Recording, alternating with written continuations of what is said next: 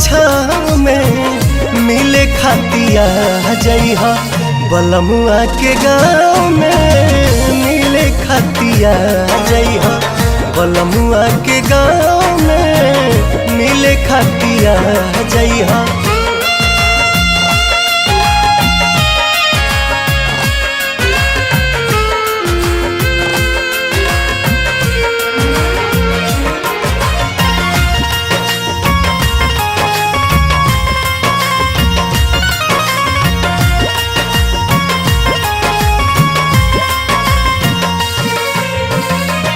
कैसे बताई कितना प्यार करीले जान से भी ज्यादा हम तोह पे मरीले।